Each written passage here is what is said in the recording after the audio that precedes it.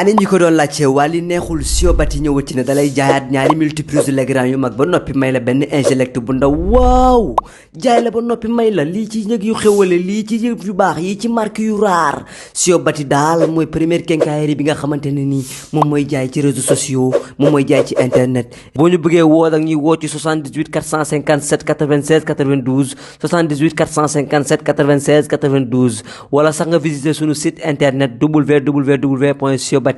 hey Siobati. salaamaaleykum mbokk yi yéen ñu ñuy suivre ci seen site internet luttetv.com ñu ngi leen di nuyuwaat bu baax di leen ziar amaat mbégte bu baax jàkkaarloo waat ak Malick Thiandoum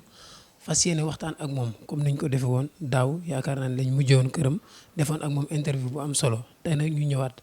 fas yéene waxtaan ak moom ci li nga xamante ni moo xewul instant bi nii muy kaawu Luc Nicolaï gis nañ ni 2012 ba léegi mu amlante ak yoon ku mel ni Aline Petit Mbaye tamit 2017 ba léegi mu amlante ak yoon boobu ak léegi maanaam stable luñ fas yéene waxtaan ak moom ci jaar-jaar bi nga xamante ni jot na koo jaar ak ñoom li nga xamante ni jot na koo séq ak ñoom yan témoignage la war a def ci ñoom waaye waxtaan ak moom tamit surtout ci kaawu Luc Nicolaï ak ministre bi li nga xamante ni wax na ko ci dossier bi lan la ci xam lan la nga xamante ni yoon may na ko mu wax ko ci mu nekk ay révélation fas nañ ci yéen waxtaan ak moom waaye danañ waxtaan ak moom tamit ci tolluwaayu làmb fi làmb toll nii ñu gis ku mel ni Balla Gaye Modou Lo Gris Bordeaux ñoom ñëpp bëriwuñu am na ci ñoo xamante ni 2018 lañ ko joon a bëree kon dafa mel ni làmb doxul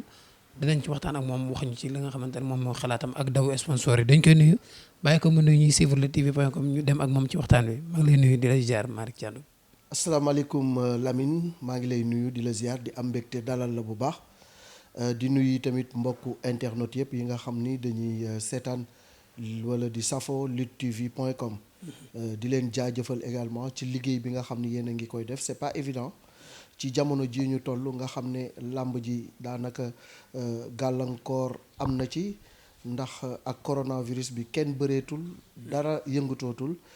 mais yéen a ngi bay seen làcc ci tool bi saa yu nekk yéen a ngi xool nu ngeen di def ba bégal waa axlu làmb loolu nag ñu leen ci encourager di leen féliciter parce que bu jamono tollee fii il faut nga adapté wu seet yeneen méthode ak yeneen stratégie pour mën a liggéey te yéen ci loolu ngeen nekk imagination bi ngeen di am ak inspiration bi ngeen di am dañ leen ci jaajëfal di leen encourager pour ngeen continuer ci. ok am na solo comme ni ma ko waxee rek Luc Nicolaï ak Petit Mbaye ñu commencé ko ci Petit Mbaye 2007 ba léegi mu amlante ak yoon nekk France mënul ñëw Sénégal lan nga ñu mën a wax ci Petit Mbaye boobu noonu ak événement yi nga xamante ni doon na ko organiser. d'abord dañuy nuyu Aline Petit Mbaye mi ngi France depuis plus de 10 ans. di ko massawu parce que ku nekk xam na ni nekk bitim réew bëgg a ñibbi si sa réew te mënuloo ko metti la bàyyi fi sa njaboot bàyyi fi say am di jàmm bàyyi fi say bien dem France installé wu fa parce que dafa amoon démêlé avec la justice ci fàttali rek digganteem ak banque bi di CBAO ak digganteem ak Sonatel la amoon ay jafe-jafe ak ñoom ci wàllu li nga xam ne moom lañ tuddee faux et usage de faux maanaam wuruj jëmale ko ci wàllu ay documents pour am ca ay profit donc ci loolu bi ñu ko attee lañ ko tëj 2 ans ak mandat d'arrêt mais boobu mi ngi ko fekk France moo xam ne bu ne cëpp ci réew mi caabi féete ko ginnaaw boobaak léegi tamit ñëwul lu mat fukki at ak ñett wala lu ko jege mi ngi bitim réew nekkoon ku nga xam ne aussi wax dëgg yàlla jafe-jafe bu mu am mën nañu wax ne làmb moo ko yóbbee ak bëgg jàppale jeunesse su réewam ci li nga xam ne mooy sport bi gën a populaire muy làmb ci la am jafe-jafe mais tey jii je pense que li ko dal nii rek bu fekkee ni dañ ko bëgg a sanctionner rek li ko dal rek sanction la ndax toog lu ëpp fukki at mënoo ñëw sa réew mënoo gis sa njaboot loolu metti na ba tax na lu ñuy mën rek mooy ñaan parce que xam nga mbiru yoon dafa xaw a sew te dafa xaw a doy waar moo tax boo ciy wax rek da ngay wax loo xam parce que nit ki bu fekkee ni càmbar nañu sa dossier ba yoon jàpp ni yow yaa def ñu sanctionné la teg la ay daan loolu je pense que amatul lu ñuy laam-laamee mais li ci des mooy ñun en tant que sénégalais seq ak moom jàmm gis li nga xam ni def na ko ci réew mi dañu koy ñaanal président de la république nga xam ni moom mooy gardien de la constitution mu jàppale ko ñu jéggal ko mu dellu siwaat ci réew mi parce que ni nga ko waxee léegi ñun ak moom seq nañu lu bari ci wàllu liggéey bi depuis ma nekk RTS. mu taxawal structure tuddee ko Action 2000. li mu actionné bëri na dama daan faral di wax Action 2000 actionné ti na. ndax événementiel rek ñoom lañ doon tëgg. donc mu nekk structure bu nga xam ni ci wàllu liggéey. amoon na organisation am méthode. ami tamit démarche bu nga xamante ni bu innovante la woon bi ñu ñëwee ci biir làmb. donc vraiment dañuy wax ni rek Alioune Petit Mbaye ci wàllu làmb bay na ci laajam def na ci lu am solo kon tey ñun waa famille làmb dañuy wëlbatikuwaat sukk di ko jéggalul pour ñu baal ko mu dellu si waat ci ay activités. ci côté professionnalisme bi nga xamante ni promoteurs yi ñu ciy bari tey maanaam manqué nañ ko moom ban gis-gis nga amoon ci côté liggéeyam ak yéen ñi nga xamante ni yéen la doon liggéeyal RTS est-ce que doon ngeen signé contrat bu muy yàgg ngeen gis ni li ngeen signé woon ak moom respecté wu ko. loolu dinaa ci sawar tontu parce que Action 2000 dafa nekk structure bu nga xam ne dañu professionnel comme ni ma la ko wax dañu indi une démarche innovante lépp lu ñuy def dañu koy teg ci lu leer musuñu signé ak nit contrat moo xam mbër la wala bokk ñun ñi nga xam ne ñu ñooy média yi contrat bu nga xam ne ñoom seen wàll bàyyuñu ko ci mosoo dégg mukk mbër ni Action 2000 wala Alioune Petit Mbaye tëgg na ma ba pare ameel ma xaalis donc ci li nga xam ne aussi moom la signé woon ak RTS boobu man ma nekk au cœur du dispositif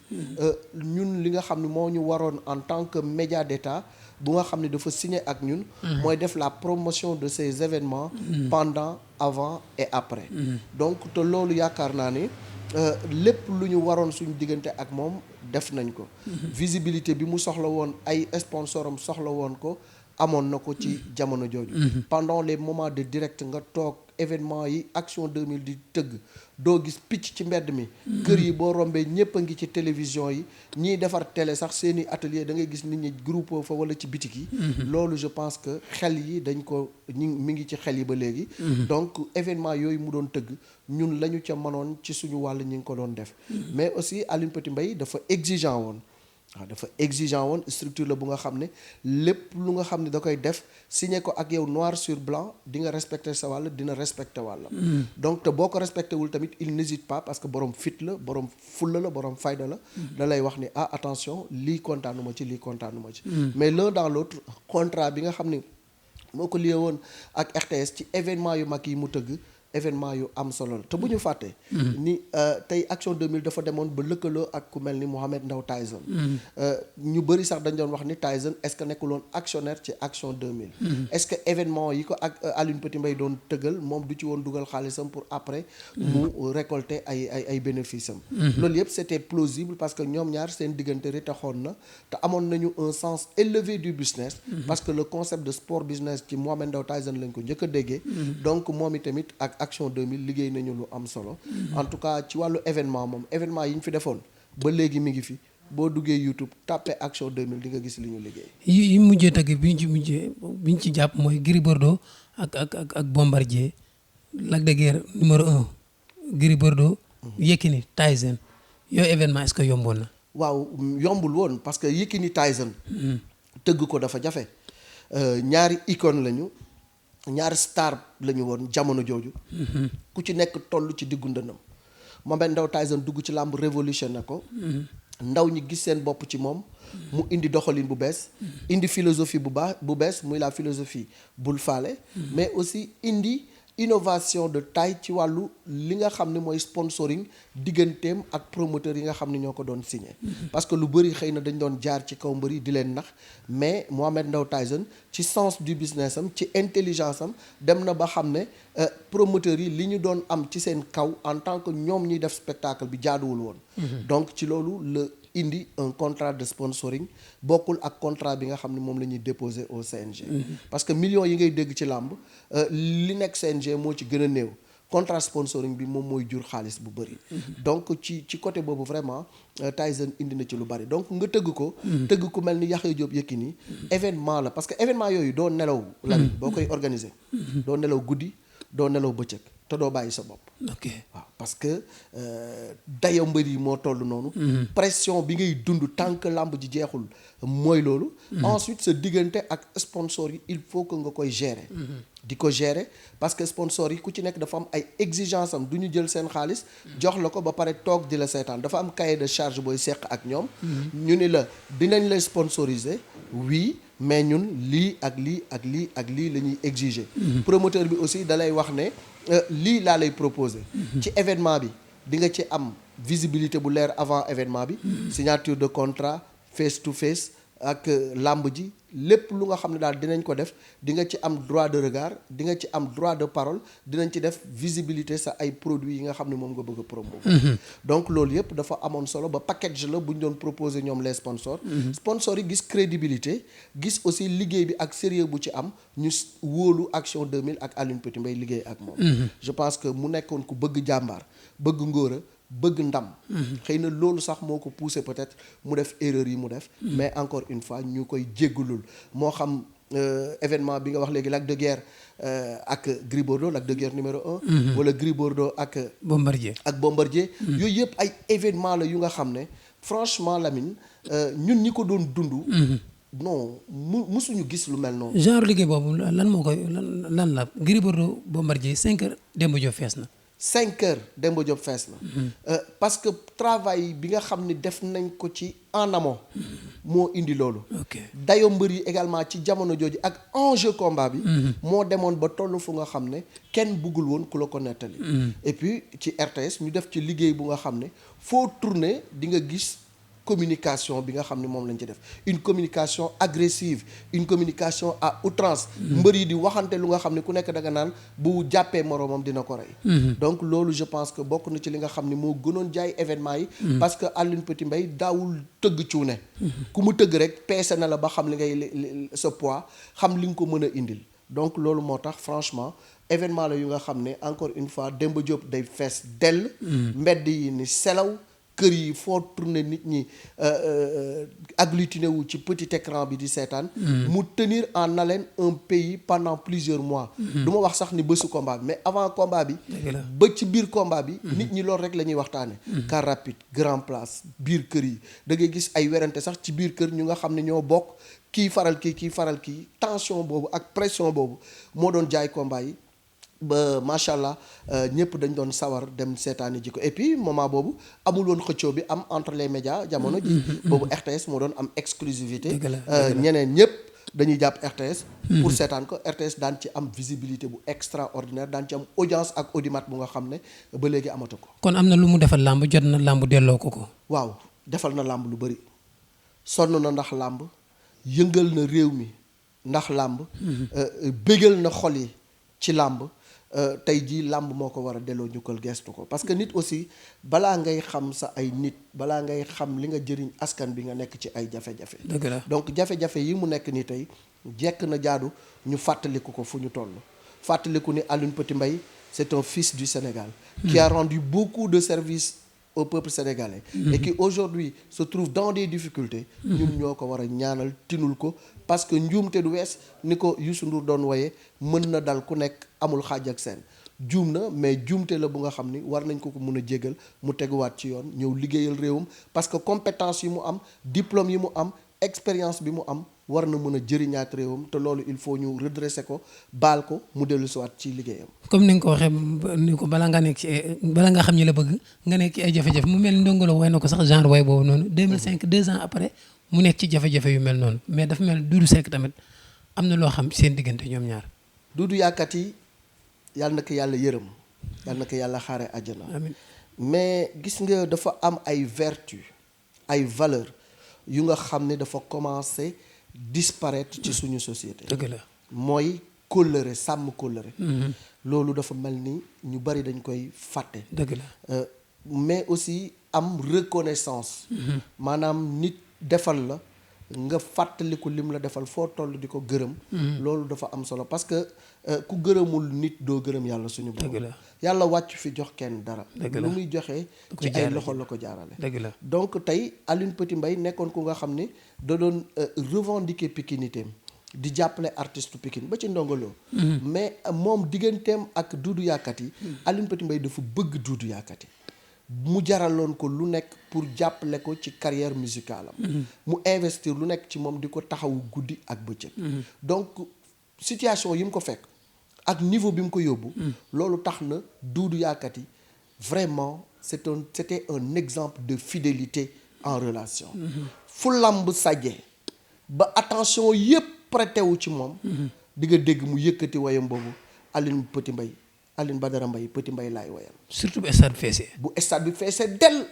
ba attention yépp ni tekk di xalaat ci moom mu yuuxu wayam woowu nga xam ne saa yu ko woyee xel yépp dem ci Aline Petit Mbaye loolu mooy reconnaissance. dëgg la loolu mooy reconnaissance ba ni mu sàngoo suuf bàyyiwul Petit Mbaye. dëgg la Petit Mbaye bàyyiwu ko kon je pense que relation la bu nga xam ne franchement ñu bëri mën nañ ci jàngat parce que léegi bari na ñu nga xam ne boo nekkee ci jafe-jafe ñu wan la gannaaw. dëgg la de. mais Doudou macha allah digganteem ak Aline Petit Mbaye c'était extraordinaire événement Aline Petit Mbaye yépp Doudou Yakati moo ko assuré moo ko woy dëgg la la mu seq ak Aline Petit Mbaye di ko defal ci njekk ak teraanga ak sutura kenn xamul seen diggante nu mu demee kenn xamul moom du woon sax ay contrat moo ko lié ak Doudou Yakati non Doudou day ñëw def li mu war a def dem yoonam la mu war a jëflanteeg moom ñu jëflante ko ci diggante nit ak wëllëreem nit ak xaritam nit ak frère am donc vraiment c'était une très belle relation ba Doudou Yakati daal ba ni mu sàngoo suuf musul fàtte Aline Petit Mbaye yàlla na ko yàlla xare àjjana moom Doudou Yakati amiin yàlla na ko yàlla xare àjjana Aline Petit Mbaye tamit yàlla na ko yàlla andiwaat ci réew mi amiin bu ñu paree ci Petit Mbaye ñu wax ci kaawu Luc Nicolaï moom tamit depuis 2012 octobre ba léegi mu ngi am lante ak yoon après combat Balla Gaye Yékini instant bi coow la tamit bari waat na trop ci moom mi ngi grève de faim waxan façon version bu nekk ngay dégg lan nga ñu mën a wax ci Luc Nicolaï moom noonu ak fan ngeen jaar. jërëjëf Lamine Luc day suma wëlëre di suma frère di ku nga xam ni ba ñuy ànd yàgg na lool boobu jamonoy RTS la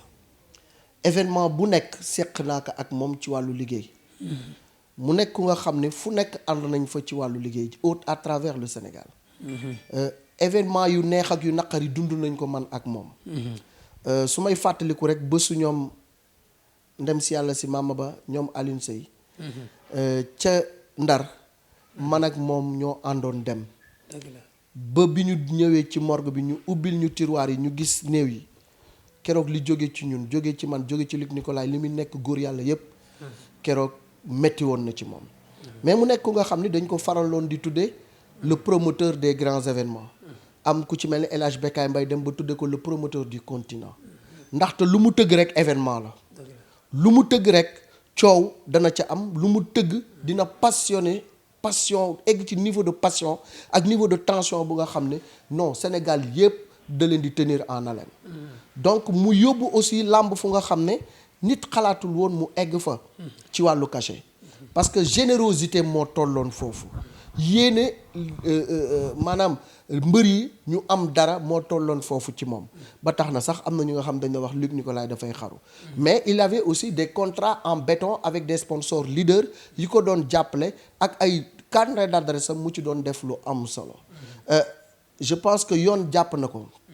ci mbir mu nga xam ne amaana jotewul dara ak làmb muy le problème de la drogue du Lamantin Beach egg nañ ci ba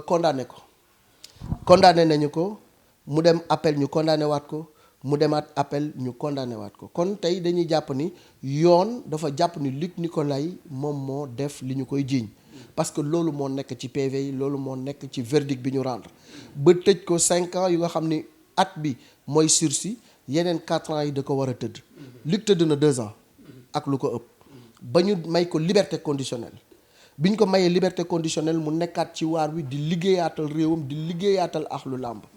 ba wax nga ko léegi Gris Bordeaux Balla Gaye combat la bu nga xam ni keroog yéen li ngeen ci liggéey waa Lutte TV ci wàllu pay-per-view Luc li mu ci am promoteur mus ko am pratiquement ci làmb stade ba fees dell ba ñu mujj di jaay ay souche mu nekk événement bu nga xam ne c'était un événement extraordinaire mu réussir ko xol yépp féexaat askan bi fàtte seeni problème fàtte seeni stress ndax làmb ju mag jooju c'était extraordinaire ñu ko ci doon féliciter xam nga l'appétit vient en mangeant te Luc toujours bu ñu nee làmb am na problème danaan non man d'accorduma bu dee làmb am na problème wala crise man d'accorduma ci te dinaa ko régler ñu ne déet na waaye mu xool làmb bi askan bi yépp gën a bëgg combat bi nga xam ne ñépp a ko bëgg muy naroon nekk le combat le plus populaire de l'arène muy diggante Ama Baldé ak Modou Lo mu tëgg ko bi mu ko tëggee presque ay heure lañ ci teg ñu tegaat ko loxo mu nekk coïncidence bu nga xam ne jaaxal nañu parce que nit bàyyi nga ko mu nekk en liberté conditionnelle pendant 2 ans Luc génnul Sénégal dawul daayul régulièrement domicilié ñu koy gis muy def ay activités di tëgg ay làmb di nekk ci presse bi kenn xatalu ko kenn bundu xataalu ko mu tëgg événement bu toll noonu ñu xëy ni ko ràpp ci kaso bi fekk làmb toll ci jafe-jafe ñu doon wax ne enfin Luc dina sauver waat saison bi malheureusement ñu jàppaat ko alors li ñu ko jàppee yóbbu ko Ndar man dem naa ba Ndar seeti ko fekk ko ci prison bi ñu toog waxtaan man ak moom mais inquiétude bi mu doon am mu ne man ak li ma liggéey réew mi ak li may investir ci suma réew di ko jàppale réew mi di ko jàppale borom réew mi Malick man mérité wu ma ñu may toroxal jamono jii ñu nekk ni ma ne ko Luc dama mus a lire ci l'aventure ambiguë bu Cheikh Hamidou Kane mu ni l'homme trouve son destin déjà tracé il ne peut rien y changer sa destin da nga fekk yàlla tracé ko ba pare mënoo ci changer virgule il était dit que jafe-jafe yi ak tolof-tolof yi di nga ko am te yàlla buy defar day mel ni kuy yàq amaana li tax yàlla làq la fii am na lu mu lay fànqal mënoon nga génn accidenté mari day taali dee wala nga paralysé leneen mënoon na la dal mais aussi yàlla dina la làq ci barab pour ubbi say bët ci àdduna nga jàngat ci lu am solo mun ma coof wax nga ma dëgg parce que coof la may wooye ma koy wooye presse ma ne ko nag muñal ñun ñi nga xam ne ñooy say xarit di say am di jàmm lu ñu mën dinañ ko def pour jéem la génne fii vraiment boobaak léegi tooguma Haj Bekaay Mbay toogul Moustapha Gueye toogul ñun ñëpp daal ñi nga Modou Lo toogul ak yeneen nit yu nga xam ne amaana xamuma leen ñi ngi ci dossier bi di ci jéem a def seen kem kàttan pour ñu bàyyi ko man chaque jour ma déggante ak ay avocat maître Baboucar Cissé ak maître Bamba Cissé ñu may dalal sama xel ni ma ñi ngi def suñu kem kàttan pour Luc mun génn am na ay kilifa yu nga xam ne du ma tudd seen tur ay jëwriñ lañu ci gouvernement bi man impliqué naa leen ci dossier bi sensibiliser leen ci conscientiser leen ci ba ñoom ñu dugal ci seen kàddu dugal ci seen loxo ba garde des Sceaux ministre de la justice sama turandoo El Hadj Malick Sall waxoon ne dina ci jàpp ba ñu bàyyi Luc Nicolaï kilifa gi nga xam ne moo ma woo ci gouvernement bi tamit ba ma oowee daf ma ni déggoon nañu ak jëwriñ suñu naatangoo jëwriñ jii di El Hadj Malick Sall mais xamal nañu ni mi ngi ciy def ay jéego première chose bu ñuy njëkk a def mooy rapprocher Luc Nicolaï de sa famille maanaam jëlee ko Ndar indi ko Thiès bu ñu ko fi indee mu jege famille am di leen mën di gis ndax depuis coronavirus bi kenn demul Saint-Louis fekk ko fa du jabaram du doomam du ay am di jàmmam du ay mbokkam te loolu metti woon na ci moom demoon na ba même lu muy lekk sax ay poto sardine ak ay fruits ak yooyu la doon dunde parce que Luc dafa nekk sous régime alimentaire niñ koy gis noonu muy jantal yépp dafa am feebar ok donc ci loolu biñ ko indee Thiès tamit bi mu waree ñëw am naa ci ay écho yu leer am ci information yu leer ba lundi bi mu ñëwee Thiès am nañu échange man ak moom parce que Luc du ñu woon mu nëbboonte du ñu woon parce que xam nga prison des fois dañ lay may nga déggante ak say mbokk mais coup de fil yi nga xam ne moom lañ koy may ak waxtu yi ñu koy may toujours dina am lu nga xam ne man la koy consacrer ñu waxtaan ci man ak moom donc li mu nekk Ndar yëpp du ñu toog un jour te déggante wuñu bi mu ñëwee Thiès aussi mënuma egsi naa Thiès ci jàmm ci loolu aussi man jël naa suma ay téléphone woote sumay relation yi ma am Thiès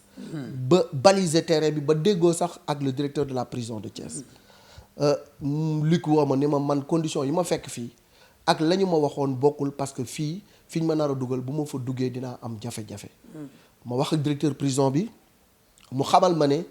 Malick Luc fi ma ko yóbbu ay kilifa rek ñoo fa nekk comme moom actuellement nii garde pénitentiaire yëpp dañ leen a consigné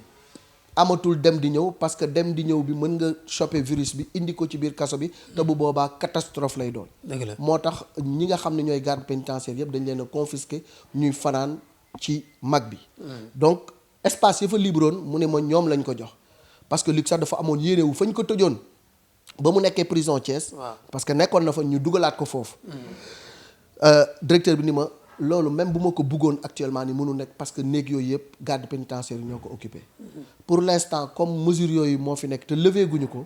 fii ma ko yóbbu rek moo fi sës foofu du joteeg yeneen détenus yi dara te dina nekk ci jàmm parce que ay kilifa lay nekkal foofu di am nañu cour am nañu lépp mais il se trouve qu'il y a plus de 30 personnes dans cette cellule là. beneen bi ci des aussi ma ñafe pour ñu yóbbul ko lu mu lekk ba ma déggante ci ak benn kilifa mu ni ma waxal soxnaam mu toggal ko indil ko maa ngi koy lijjanti ci prison bi pour mu jot ci soxnaam 14h xaw ma 15h laa ko jot. muy mami. mu gaaw defal ko repas menu yóbbul ko ak ay li muy soxla effet yi mu soxla yépp ak ndox ak ay fruits et tout mais bi mu demee directeur prison bi aussi mënuloon accepter lekk bi ci li mu wax. parce que nee na yeneen détenu dañ fi nekk. te bu fekkee ni dafa defal loolu Luc Nicolaï mën na perturber quiétude mag bi. donc kon leneen lépp mën na dugg ba mu des lekk bi. dëgg la voilà ci loolu la ñuy wax ni Luc da doon def grève de la faim évacué nañ ko hôpital lu nekk dégg nañ ko ci. mais en réalité nekkul sax grève de la faim ku nekk sous régime am na lu nga xam ne bu ñu la ko joxee nga lekk ko da ngay xaru. dëgg la bu ñu la teree xorom nga lekk xorom xaruwoo. bu ñu la nee bu lekk lu niin nga lekk lu niin xaruwoo. bu ñu la nee del lekk ay crudité ak ay kii nga dem lekk leneen xaruwoo donc tey Luc dafa nekk régime boobu moom la bëggoon respecter mais malheureusement on ne lui a pas permis mu ni moom lekk lële bañ a lekk moo ko gënal ci la amee jafe-jafe yooyu. donc pour gàttal Lamine bu ñu ñëwee ci réellement lu tax ñu téyewaat Luc Nicolaï dégg nañu le ministre de la justice garde des Sceaux maître Malick Sall. ci JDD muy jury du dimanche. bu bi am iTélé. ak Mamadou Ibra Kane mu ne Luc Nicolaï ak Bougazeli seen cas bokkul. Bougazeli dafa nekk en détention provisoire supposé innocent donc mais Luc dafa am condamnation définitive maanaam tëj nañu ko. te loolu kenn mënatu ci dellu ginnaaw kenn mënatu ko jugé waat parce que procédure yëpp épuisé na ko. mu ne dañu ko téye par contrainte sur la base de la contrainte par corps. contrainte par corps ci ñi ñuy seetaan mooy lan. mooy ñu tëj la alamaan la. buñ la alamaanee alamaan boobu même buñ la mayee liberté te fayuloo ko mën nañu toog partie civile bi relancer dossier bi ñu jàpp la pour nga fay li nga war a fay loolu mooy contrainte. mais Luc bu ñu fàtte ni 300 millions la ñu ko alamaan. ci nit. alamaan boobu sax da nga naan xanaa ab société lañ ko teg mais benn doomu aadama ñu alamaan la 300 millions. Dame Justice a eu la main trop lourde ci loolu. 300 millions amaana boo jaayoon Luc Nicolaï ki mbokkam ak la muy am yépp est-ce que dina ko mën a fay. mais à ma grande surprise man dossier bi boobu ba léegi maa ngi koy suivre bi ma jotee ay avocats depuis bi ñu ko jàppaatee. dañ ma ne du contrainte par corps. dañu ko jàpp sur la base de l'exécution du mandat d'arrêt décerné contre lui. ba démb maître Baboucar Cissé réitéré na ko yow toog nga ma woo Bamba Cissé. woo maître Baboucar Cissé ñu affirmé waat ne. le garde des Sceaux xëy na dafa réere mbir ci dossier Luc Nicolaï mais Luc Nicolaï kenn téyewu ko contrainte par corps dañ ko téye sur la base du mandat d'arrêt. donc loolu ay avocat am ñoo ko wax maître Baboucar Cissé démb jël nañ ko ci rajo bi i rajo. mu réaffirmé waat ko. kon où est la vérité. dans cette affaire est-ce que contrainte par corps la est-ce que dañu ko exécuter mandat d'arrêt bi foofu dafa am un flou total. te loolu dafa war a leer. su fekkee ni du contrainte par corps kon Luc Nicolaï fa mu nekk bu neexee ministre de la justice suba ñu bàyyi ko. bu neexee président de la république suba ñu bàyyi ko. te je pense que tey dafa am Lamine ci jargon wu justice lu ñu tuddee délinquant primaire. délinquant primaire mooy ku nga xam ni pour la première fois yaa ngi soog a am maille à partir avec la justice maanaam yaa ngi soog a am jafe-jafe ak yoon. nit bu fekkee ni dafa am pour la première fois jafe-jafe ak yoon. da ngay jàpp ne xëy na dafa juum. donc mais rôle justice du ni que Malick dafa def naka su dul noonu nañu ko briser yàq addunaam yàq carrière am da nga ko waroon jox dañ ko war a jox ab chance pour mu rebondir. doo tëj bu tëj palanteer wàcc rideau il faut toujours donner une seconde chance à l'individu pour mu racheter wu pour mu dellusiwaat ci liggéeyam te Luc bi ñu ko bàyyee liberté conditionnelle ku nekk gis na ne ci yoonu njub rek la nekkoon. ci liggéey rek la nekkoon. ci ñafe rek la nekkoon kon kooku yaakaar naa ni bu ko neexoon mu jël avion daw bu ko neexoon mu jaar feneen mais fii la toog ci réew mi dawul daayul visible partout buy dem ci sëñ Abdou Karim nga gis ko buy ñëw ci làmb ji nga gis ko donc kooku je pense que war nañ ko mën a sax may liberté surveillée wala liberté xaw ma nu ñu ko tuddee xaw ma ban xeetu liberté. wala bu ñu amee bracelet yi ñu takkal ko. waaw wala ñu takkal ko bracelet électronique wala ñu def ko sous contrôle judiciaire lu nekk war na ci mun a am ci sama gis-gis bu gàtt mais daal Luc Nicolaï encore une fois fi mu nekk du place am nañ ko bàyyi mu delluwaat ci njabootam soxla na ko nañ ko bàyyiwaat mu ñëw ci njabootu làmb parce que njabootu làmb soxla nañu ko te je pense que il a assez payé honorabilité am dignité am réputation njabootam. ak jafe-jafe ak xat-xat yi mu dund ci jamono yi nga nekk 2 ans yu nga xam ni dañ la may liberté conditionnelle chaque jour nga xalaat ni tey jii rek war nañ ma mën a tëjaat loolu je pense que bu dee sanction rek Luc a été suffisamment sanctionné bu fekkee ni fay rek il a assez payé aujourd'hui nañ ko mayaat chance mu dellusiwaat te loolu ñu ngi ciy ñaanaat encore une fois le président de la république gardien de la constitution nga xam ni ku ne xam ne yërmandeem mu jàppale Luc mu delluwaat ci njabootam parce que am na fu nga xam ne aussi Luc tolloon na fa di leen jàppale ñoom kon tey war nañ ko gestu. kon tey war nañ ko gestu mu mel tamit ministre bi comme li mu wax ni xaalis bi nga xamante ne war na ko fay moo tax ñu jàpp ko avocat yi wax contraire bi est-ce que nekkul ni ministre bi dafa xaarul woon Mamadou Ibra Kane mu laaj ko ci kaawu Luc Nicolaï mu wax ci te waxul lu mu maîtriser. bon en fait moi je ne sais pas parce que mënuma nekk ci place ministre bi pour xalaat ba xam question bi da ko bett wala déet mais booy dem ci émission mu am actualité chaude war nga xalaat ni loolu dañ la ciy laaj te dossier bi le garde des Sceaux mi ngi ci woon donc man à mon avis war na xam lépp lu nekk ci biir mais bu fekkee ni dafa wax lu nga xam ne avocat yi dañ jàpp ni dëppoowul ak li am ci dossier bi loolu ça devient quand même inquiétant donc loolu daal vraiment man xaw na ma ëlëm xaw na ma yéem mais quoi qu'il advienne loolu yëpp sax amul solo Lamine li am solo mooy ñu xool nu ñuy def ba jàppale Luc Nicolaï te loolu vraiment je pense que war nañu dawal yërmande daal Luc sonn na soxla na ku ko dimbali njabootam sonn nañu soxla nañu seen waajur ci seen wet nañ ko jàppale ci loolu ñu waxtaan tamit ci côté liggéey bi nga xamante ne doon ngeen ko seq depuis RTS ba instant bii nii depuis RTS ba léegi nii lan nga ñu mën a wax ci liggéey bi nga xamante ni doon na ko seq est-ce que nit la moom tamit koo xamante ne doon na respecté contrat yi doon signé ak yéen. waaw Luc moom ci côté boobu wax dëgg yàlla dafay respecté contrat bi ko lié ak télévision am. bi nga xam ne moom la signé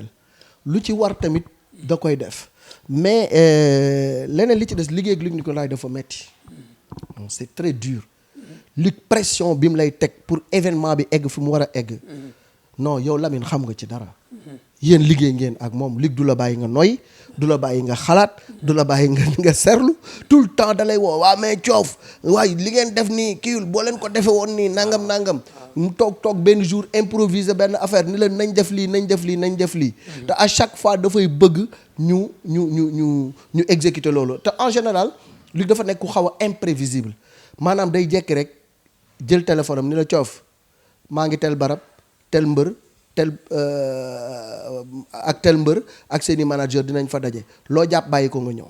nga war a lijjanti caméra war a dem pour rek effet de surprise d'annonce boobu nga am ko donc événement am vraiment da ci doon sonn di ci def lu mu mënti lu muy def ba mu baax moo xam RTS la wala li nga xam ne jot na ko seq ak 2STV bu El Hadj Ndiaye mu ñu liggéey ci liggéey bu rafet ça il faut rendre hommage à El Hadj Bécaye Mbaye parce que li mu liggéey ak Luc Nicolaï non c'est extraordinaire je pense que egg nañ ci level bu nga xam ne ba ci événement Mbour bi yaa ngi koy fàttaliku la ci 2S defoon ak avion hélicoptère yeeg jàppal bàyyil événement ba foire te événement Luc noo def mu am coow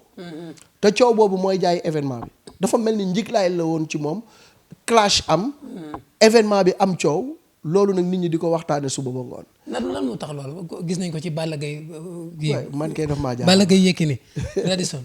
man kay xaw ma lu tax loolu. Balla Gaye Gris Bordeaux kii TFM. oui saa yu nekk man la événement bu mu tëgg dina ca am bu ni weng bu nit ñi di waxtaane te loolu dafa mel ni mooy njiklaayu Luc Nicolaï dafa mel ni loolu mooy gën a jaay combat bi te doo xam lu ko indi parce que moom du moom moo koy créer mais événement yi muy indi ak tension bi ciy nekk ak communication bi ñu ciy def ba neer yi jóg mooy tax fu mbër yi tase nga gis coow am. donc loolu aussi c'est ci flairu Luc Nicolaï la bokk. parce que loolu dafa bokk ci sens du business sens du marketing. parce que événement pour nga jaay ko foog nga def benn affaire bu nga xam day am étincelle nit ñi di ci bàyyi seen xel. te loolu moom daf ci aayoon. donc loolu bokk na ci li nga xam ne moo doon gën a jaay ay événement. am na solo durant li ngeen nekk yëpp ba bi ñu ko jàppee sax bala ma lay laaj lu la gën a marqué ci moom bi nga ko fekkee Saint-Louis ban Luc Nicolaï nga jàkkaarloo loolu. waaw bi ma ko fekkee Saint-Louis wax dëgg yàlla Luc Nicolaï bu dal bu serein laa gis mu waxtaan ak man ci dalan nekk góor yàlla aussi gëm ni moom guerrier la jàmbaar la luñ ko teg mën na ko tegu. mais benn pincement au cœur rek moom lay am mooy ci lu ma la waxoon mu ni est-ce que je mérite tey lii ñu may teg nii quoi Malick. toujours loolu moo doon ñëw ci suñu discussion ak moom. mais sur le plan mental sur le plan psychologique Luc dékku na ko. mais Thiès moom je sens que Luc Nicolaï dafa craqué foofu il n'en pouvait plus parce que dafa jàpp ni dañ ko bëgg a toroxal dañ ko bëgg réduire à néant dañ ko bëgg a wàcce dara jàmm ba tax na mu réagir nu nga xam ne du lu gën. parce que ñun ñi nga xam ne ñoo nekkoon ci dossier bi di ci dox tànku jàmm loolu gënaluñu. bu ñu sañoon Luc léppam day nekk ci discrétion ci tekk ak teey ba ñu bàyyi ko. mais bu état jàpp wala bokk ñi nga xam ne ñoo yor dossier bi jàpp ni Luc daf leen di jéem a mettre la pression non amul pression bu ñuy teg ci ñoom. Luc amul pression bu muy teg ci kenn. dafa craqué doomu aadama la comme yow comme man. à un certain moment il a craqué et c'est normal c'est naturel. loolu kese la mais du jéem a teg pression ci kenn. bu ko kenn jàppee noonu bu ko kenn gisee noonu buñ ko bëggee dimbali nañ ko dimbali te yàlla tax. am na solo lan moo la gën a marqué ci moom. Luc li ma gën a marqué ci moom ci sama relation ak moom moo di ni lu ma xewle da ciy teew ba ngaay mexe am naa fa événement buñ ma tuddee woon Luc dafa jàpp bàyyi soxlaam yépp ñëw rehausser de sa présence événement boobu làmb la buñ ma tuddee woon ca ngaay suñu ASC di ASC Lébu gi organisé woon ko keroog ñëw Luc Nicolaï foofu daf ma marqué parce que li promoteur yi bari moom moo ci déplacé wu ñëw ba foofu fekk si ma leneen li ci des aussi muy taalibe Serigne Touba Khadim Rasoul nekk yi tamit ku nga xam ne sëñ Fallou Luc Nicolaï jooju muy wax dafa dëggu ci moom te ba nga xamante ni nii toog na ba jëmmi jamono dafa lëkkaloo ak njabootu Cheikh Mouhamadou Lamine Bara Mbacké sëñ Bara doon ko jàppale bu baax ànd nañ fa sëñ Cheikh Ndindi nekkoon xaritam di doom ci Cheikh Mouhamadou Lamine Bara nekk xaritam moom it doon ko jàppale ci baatin di ko ñaanal ci lu bari mais man maa jàpp ci loxoom yóbbu ko ba ci sëñ Abdou Karim Mbacké bi mu génnee kaso ba ñu may ko liberté conditionnelle maa ko yóbbu ba ci sëñ Abdou Karim sëñ Abdou Karim teeru ko tatagal ko teral ñu ñaanal ko keroog moduloo sax àndoon na ci dëgg la xamal ko ni li nga tudd sëñ Fallou jël sa bopp tudde ko sëñ Fallou rek tax na ma am cofeel ci yow dëgg la ndax alali sëñ Fallou nga kon tey sëñ Abdou Karim moom tamit dañ koy ñaan Mbàkke lu mu ci man mu def ko dëgg la ndax taalibeem xaritam wóllëreem mi ngi ci ay xat-xat mi ngi ci ay jafe-jafe dëgg la te moom Mbàkke bu àddoo yaakaar naa ni dina am lu ñu ko ruse dina am cër buñ ko jox pour bàyyi ki nga xam ne moo di sëñ Fallou Luc Nicolaï mérité na loolu mais aussi nekk ku nga xam ne dafa jege lool njabootam bëgg njabootam di sonn ndax njabootam loolu aussi lu ma marqué ci moom la mais nitam aussi da ko mën nitam waaw fu mu toll dina la nemmeeku man Luc defaluma dara je le dis haut et fort defaluma dara mais man maa am le sens des relations humaines. L'épidémie à coronavirus touche plusieurs pays dont le Sénégal. Le ministère de la Santé et de l'Action sociale invite toute la population à continuer à respecter les mesures d'hygiène individuelles et collectives, se laver les mains régulièrement avec de l'eau et du savon ou utiliser une solution hydroalcoolique. Éviter de toucher les yeux, le nez, la bouche, utiliser un mouchoir pour tousser, éternuer ou se moucher, puis jeter le mouchoir dans une poubelle, ou bien tousser ou éternuer dans le creux du coude. Éviter les grands rassemblements, les accolades et de se serrer la main. Pour plus d'informations, appelez gratuitement au 800 00 50 50. Ensemble, nous vaincrons le coronavirus.